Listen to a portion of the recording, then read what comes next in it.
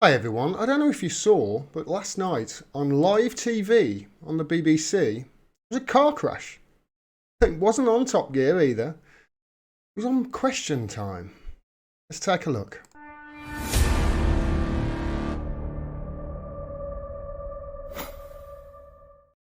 Hi everyone, so election fever has hit hit the United Kingdom. I think said Great Britain then, the United Kingdom.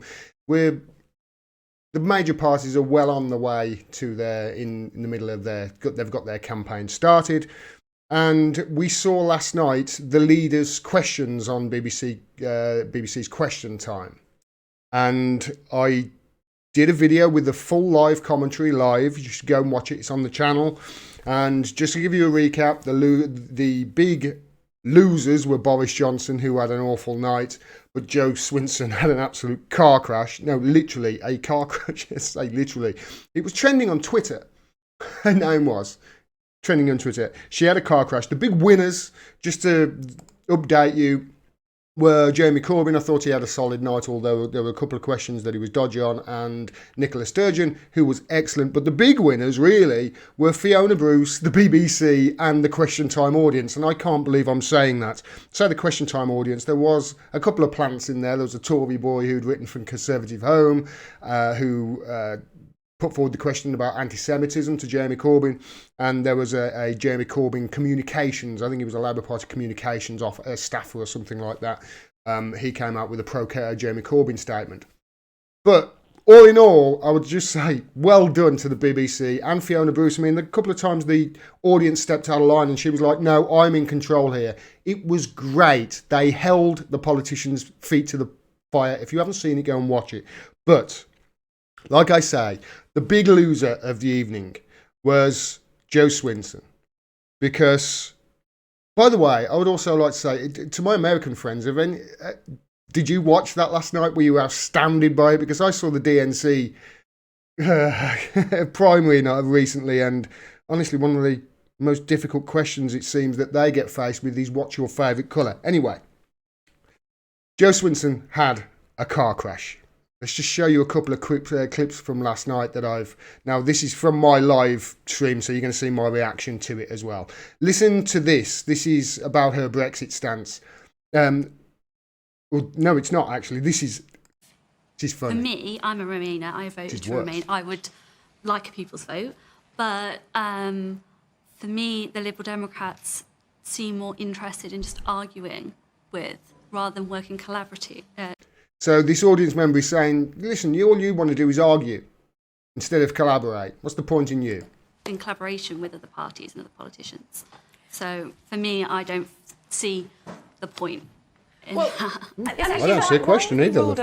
There wasn't a question, coalition with Jeremy Corbyn, of course, was just standing here just a few moments ago. When they had promised a second referendum, they are surely your best hope to remain. Well, I mean, Jeremy Corbyn also stood here and said that he would be neutral in that referendum. So I don't think that we, and the millions of people who want to remain in this country, can trust Jeremy Corbyn on Brexit. Swinson Surge, says Sir Michael Hunt. Which I thought was a very powerful exchange, was about what's happened in the Labour Party under Jeremy Corbyn in terms of anti-Semitism. That they are being investigated by the Equality and Human Rights Commission. I don't think he's happy about that. I don't think a party leader should be happy about that. I think you should be ashamed about that. And I just don't think that we can ignore the genuine fear that lots of people Has she honestly pivoted to the to attacking Corbyn over anti-Semitism? Yes, to an audience member who said to her, I don't see the point in voting for you because you seem more interested in arguing than you do in reaching out and collaborating. So that really did not go down well. That was to go towards the beginning of her half an hour, and it really didn't get any better from that point on. There's nothing democratic about this woman. I know she stands for the Liberal Democrats. Don't be fooled by it. Listen to this. This is the Brexit stance. I think it would be irresponsible to go ahead with that without at least checking. So we've argued for a people's vote. Okay. She's got her own major party policy wrong there, as I point out. But then what do you say? No, you're full Remain. You want cancel. You want to cancel the referendum. She wants to cancel Brexit.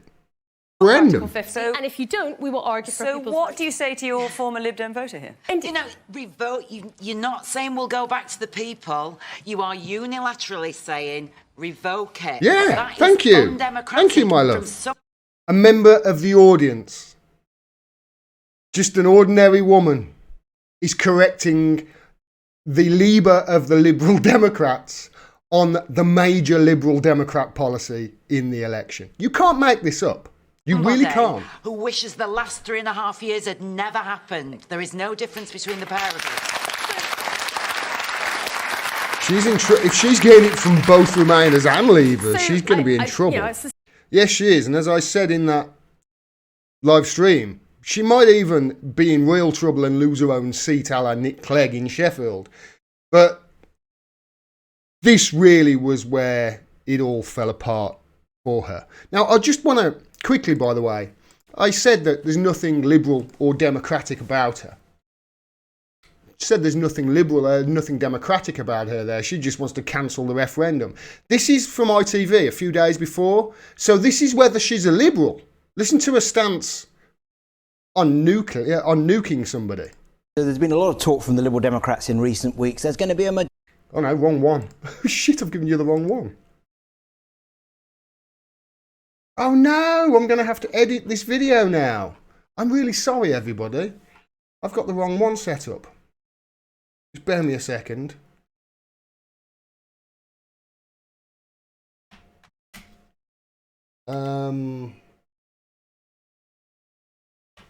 How unprofessional of me. This is terrible. Here it is. Would you ever be prepared to use a nuclear weapon? Would you ever be prepared to use a nuclear weapon? This is the leader of the Liberal Democrats. Now, surely Liberals won't be for nuking, large swathes of the population of the planet, would they? Ending us all, ending humanity.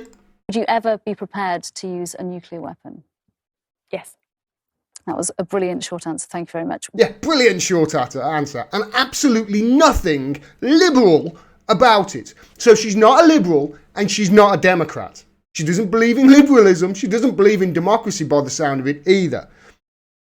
This is really where it went bad for her, though, later on in the debate last night, when an audience member tore into her over her stance on Jeremy Corbyn and the anti-Semitism.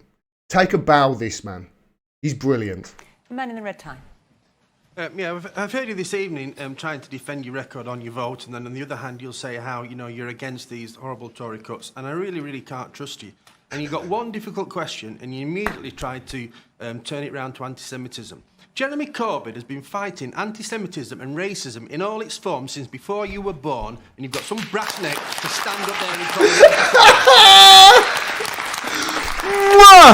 I love you. I recognise that you genuinely believe that. As you can see, I was really happy that a member of the audience finally came out and said what we all know to be true about these politicians who were throwing around this anti-Semitic smear against Jeremy Corbyn. That was a disaster last night for Jo Swinson.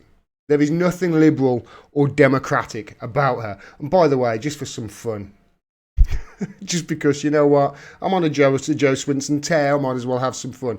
She was so excited about that last night as well. This is the tweet that she put out just before she went out there. Only 1 hour to go till I'm on BBC Question Time. Leaders Special, she says. Can't wait to show the others what this girly swat can do. Apparently, have a car crash without a car. It was the GIFs that got me. This GIF was very popular. Underneath her thread, as you can see, she got the... she got ratioed pretty bad. It was the GIFs that got me. Oh, it's so funny. I know this is childish, but I can't help it. It was a car crash. It was an absolute car crash.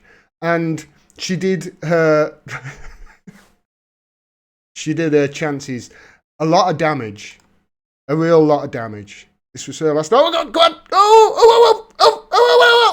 Go on, Joe! Ah! Never mind. That was Jo Swinson last night. Couldn't happen to a nicer woman. Really couldn't. There's nothing liberal or democratic about that woman.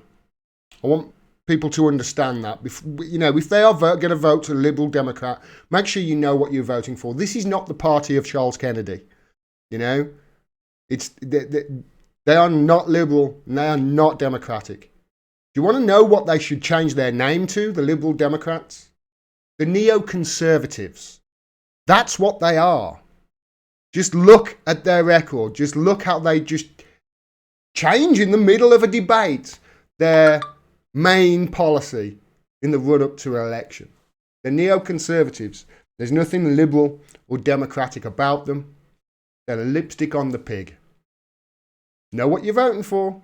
Thanks very much for watching, everybody. Please make sure you subscribe. Please make sure you click the bell below so you get a notification of when I drop further videos, and support independent media. Let's make Orwell fiction again. See you later.